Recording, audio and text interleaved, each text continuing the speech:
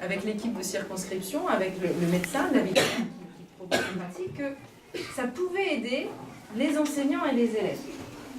Donc il fallait qu'on vérifie. Et donc vous avez fait partie d'une grande expérience de recherche. Et donc vous êtes les premiers. Vous faites partie des 786 élèves qui étaient dans ce protocole de recherche. Alors le projet Respirécole est un projet qui a été mis en œuvre à partir de l'année scolaire 2017-2018, que nous poursuivons cette année sur la circonscription de Poitiers-Sud et qui s'est étendu aussi au département de la Charente, qui est un projet de recherche. À partir d'un constat que nous avons fait sur à la fois le stress des élèves mais aussi le stress des enseignants, nous avons cherché à proposer des possibilités de réponse, des pratiques qui puissent améliorer cet état de fait, donc avoir des élèves moins stressés, plus concentrés, des enseignants qui arrivent aussi à prendre soin d'eux davantage, à être aussi plus disponibles. Et donc l'idée que nous avons voulu tester dans les classes, c'est la pratique de la respiration guidée.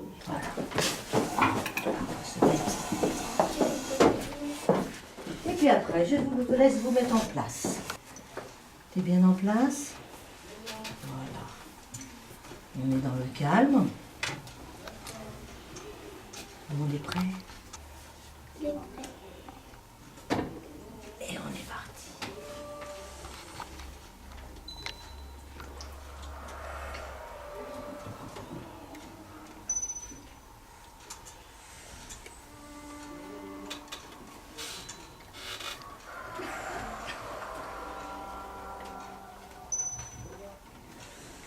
En 3 minutes, vous gardez exactement ce rythme-là. 5 d'inspire, 5 d'expire, c'est bien ça?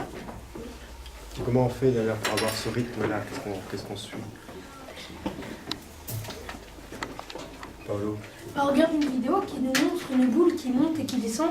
Et donc on suit la boule avec notre respiration. Quand la boule monte, on inspire. Et quand la boule descend, on expire. Il y a des sites spécialisés pour ça. Des fois on regarde des vidéos, des fois c'est le maître qui lève la main et qui descend pas dans sa aussi. On le fait plutôt quand on est excité. Oui. Après les récréations. Après chaque récréation, chaque moment de récréation de la journée, effectivement à certains intervalles de la journée. Des fois on le fait avant un contrôle. Pour pas qu'on soit stressé. Et puis pour qu'on puisse se concentrer. Le bénéfice d'une pratique respiratoire, c'est déjà dans un moment de classe, un moment de calme. Et puis, ils prennent plaisir. Donc, le bénéfice, il est déjà là, avec le plaisir que les enfants ont à faire cette activité. Et surtout, on voit bien qu'après l'exercice, ils sont beaucoup plus calmes. Pour la respiration guidée, en fait, au niveau de la pratique, on le fait 3 fois par jour. Donc souvent, on a décidé de le faire dès l'entrée en classe pour apaiser les enfants une fois qu'ils sont installés, les préparer à la mise au travail.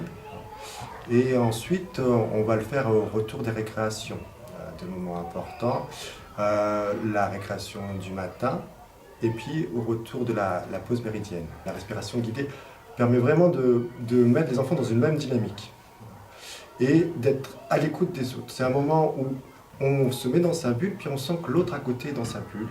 Et ça permet également un certain respect de l'autre. Quand ils remarquent qu'un enfant a une difficulté, ils sont beaucoup plus à l'écoute, se mettent beaucoup plus vite à sa disposition pour l'aider, pour trouver une solution. Et même par rapport à l'adulte aussi, le fait qu'on soit impliqué dans ce moment-là, ça crée vraiment une homogénéité dans le groupe.